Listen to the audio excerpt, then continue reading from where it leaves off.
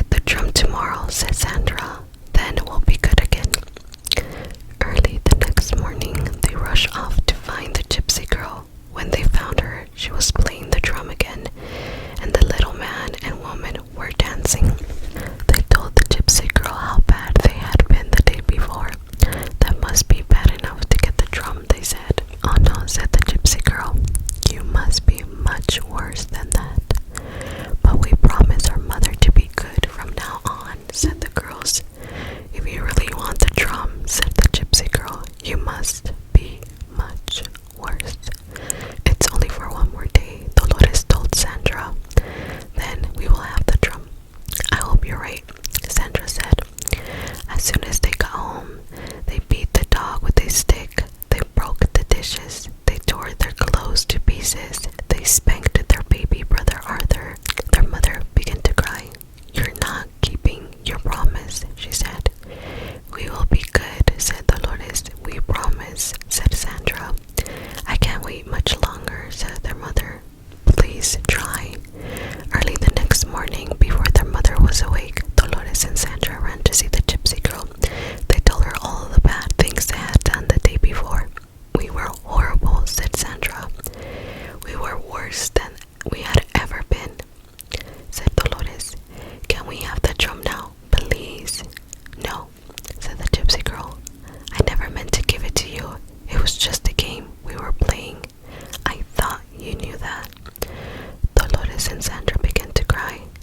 They rushed home as quickly as they could, but their mother and Arthur were gone. "They're out shopping," said Dolores. Ooh, we got a picture here. Let me read it and then I'll show you. "They'll be back soon." But they were still not back when it was time for lunch. Dolores and Sandra felt lonely and scared. They wandered through the fields the rest of the day. "Maybe they'll be home when we get back," said Dolores. When they got home, they saw through the window that the lamps were lit and there was a fire in the fireplace, but they did not see Mother and Arthur. Instead, there was a new mother, her glass eyes glistening, her wooden tail thumping on the floor.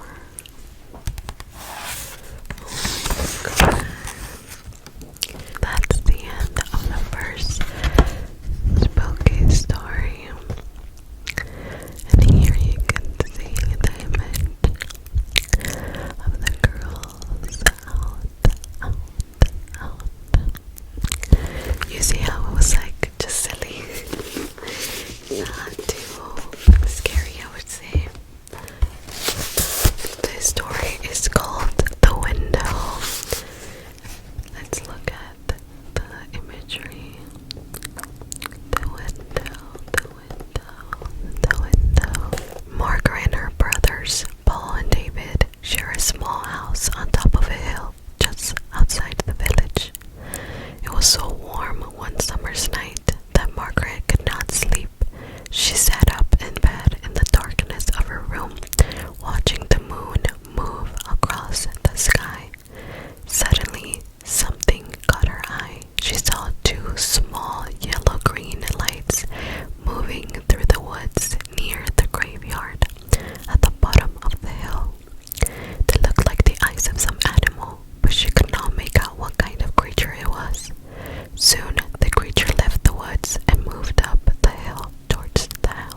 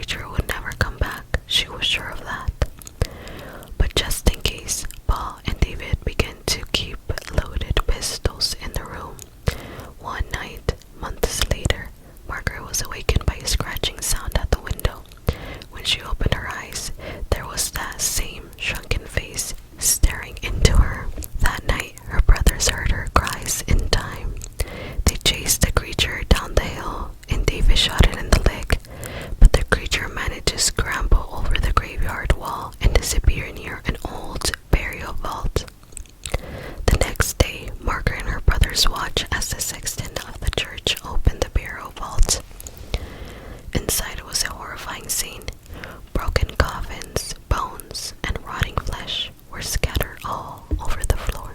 Only one coffin had not been disturbed. When they opened it, there lay the creature with the shrunken face that had attacked Margaret. The telltale bullet was in its leg. They did the only thing they knew of to get rid of themselves of a vampire. They built a roaring blaze outside the vault and fed the shrunken body to the flames. They watched the body burn until nothing remained but ashes, ashes, ashes, ashes. What did you think of that story? We have two more stories. I wanted to read a total of 4. Let's continue with wonderful sausage. Wonderful sausage. One dark and rainy Saturday afternoon, a fat and jolly butcher named Samuel Blunt had an argument over money with his wife. Blunt lost his temper and killed his wife. Then he ground her up in a sausage meat and buried her bones under a big flat rock in the backyard. Oh my goodness. That went from like 0 to 100. To keep the murder a secret, he told everyone that she had moved away. Blunt mixed his new sausage meat with pork, then seasoned it with salt and pepper, added some sage and thyme, and a bit of garlic. To give it a special flavor, he smoked it in the smokehouse for a while. He called it Blunt's special sausage. There was such a demand for this new sausage that Blunt bought the best hogs he could find and started raising his own pork. He also kept a sharp lookout for humans who might make a tasty sausage meat. One day, a nice, plump schoolteacher came into his shop. Blunt grabbed her and grounded her up.